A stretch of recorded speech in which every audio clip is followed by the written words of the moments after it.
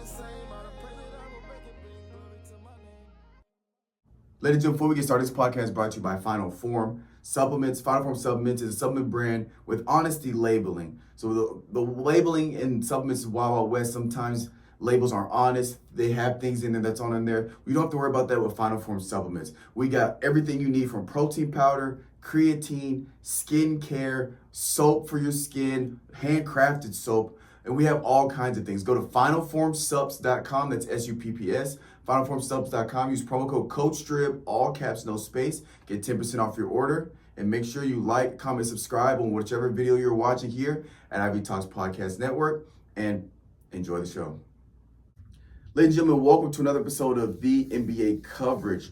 We're closing out our Olympic coverage here. As you all know, the men's USA team took home the gold. So we're going to go over the semis versus Serbia and the gold game versus France. So Serbia was an absolute nail biter. I was actually worried, a little frustrated watching the game. I didn't expect that to happen, but I did think that Serbia was probably our toughest matchup going forward in terms of just how they play, the players they have, especially with Joker being there, being able to distribute and make the guys around him better. I did think that Serbia was going to be our toughest matchup. I did not think it was going to be this tough. At one point, we were down by 17. We were down by 11 at half. And going into the fourth quarter, we were still down double digits. It seemed like the USA team couldn't really cut away at that lead. It seems like every time we get within single digits, Serbia would just somehow make a couple shots, get a loose ball rebound and put a wide open layup, and they kept building a lead. It wasn't until about the 6-minute mark where USA really started to rally back, also being led by Steph Curry. So USA versus Serbia, USA wins 95-91. Top performer, Steph Curry with 36 points, 8 rebounds, 2 assists. LeBron James, 16 points, 12 rebounds, 10 assists, 6 of 9 from the field. Joel Embiid, 19 points, 4 rebounds, 2 assists. Steph Curry played absolutely phenomenal. He put the team on his back for that game. Steph was 1 point away from Melo's record for most points in a single game for the USA at 37. Steph, 36. Hits crazy threes, had clutch free throws there to seal the deal for the USA team and seal it for the USA team. So they played absolutely phenomenal. And as well, shout out to LeBron James for another triple-double in the Olympics. I believe he's the only person to have multiple triple-doubles in the Olympics, and one of, I believe, 5. Jokic might have more. I think Jokic had 2 this tournament, but before that, it was very rare to have multiple triple-doubles. But I believe Jokic, LeBron, Luka Doncic, and there's a couple other people that have triple-doubles, but shout out LeBron, triple-doubles. USA versus France. This was another kind of close game until the fourth quarter, but Steph, again, was absolutely phenomenal. He had 24 points, 1 rebound, 5 assists, 2 steals. KD also played well, 15 points, 4 rebounds, 4 assists, a block, and a steal. LeBron, 14 points, 6 rebounds, 10 assists, 2 steals, and a block. And Devin Booker also stepped up, 15 points, 6 rebounds, 3 assists. Steph Curry hits an absolute dagger, double-team dagger there maybe mid to late in the fourth to kind of secure it for the USA team. That shot really kind of demoralized. It kind of took all the momentum away from France. And from there, it was pretty much a runaway game where they started to build them a little bit of a cushion there late in the fourth. LeBron wins tournament MVP. Now, I do want to stop and talk about this because for some reason, when he won tournament MVP, there was a lot of hate on the internet, which I obviously don't get too caught up in the internet. It's a lot of people that don't really matter. It sounds terrible, but it's a lot of people that don't really matter, or people that just have opinions, and their opinions aren't law.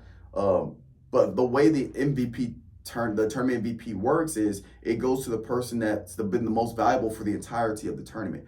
Yes, Steph had 2 phenomenal games there at the end, absolutely phenomenal. But if you look at the tournament as a whole, Steph really only had 2 good games.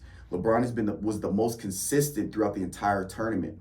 And that's why he won the MVP. It wasn't just based on the last game or the last 2 games. It was including the pool play as well as the semifinals, the quarterfinals, and the gold game. So that's why he won MVP, and I feel like it's pretty obvious he should have won MVP. I don't think you could argue for anybody else. Again, I understand Steph played phenomenal. People are saying Steph saved LeBron. The USA team doesn't get to where they got without LeBron's performance the entire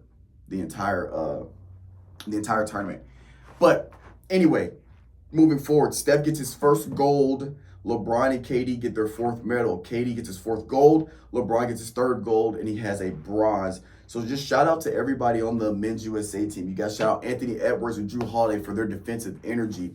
Devin Booker for stepping up. And Devin Booker, his defense is I believe his defense is underrated. He's a great two-way defender, and I think his defense gets overlooked with how phenomenal he is on offense. I don't want to talk too much about the Jason Tatum incident. For those of you that don't know, Jason Tatum didn't play at all Serbia, and I believe he only played 5 minutes against France. He didn't get much playing time. If you guys want to check out my full thoughts on that, go check out the Garden 615 pod, episode 180. I talk pretty extensively on that. Only thing I will say is that I do believe Jason Tatum should have played more. That's as far as I'm going to go. But shout out to Jason Tatum because he was a part of that team, and he gets his first gold as well as coming off an NBA championship. So that's got to feel good to some extent, even though he probably has some mixed emotions.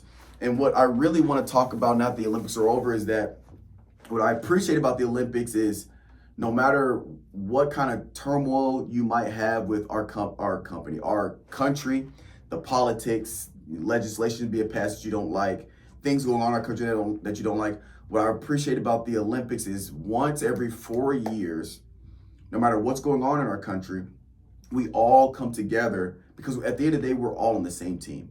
We all live in this country. We're all paying taxes. Most of us are paying taxes like we should. And we're all on the same team. So it's just kind of cool to once every 4 years really come together, and it's us versus them. Whether you're Black American, Asian American, or African American, however you want to say it, whether you're Native American, whether you're a migrant, Indian, whether you're whatever your nationality or whatever your ethnicity is, wherever your roots come from, if you are an American, this is your country, and it is just exciting to see everybody come together.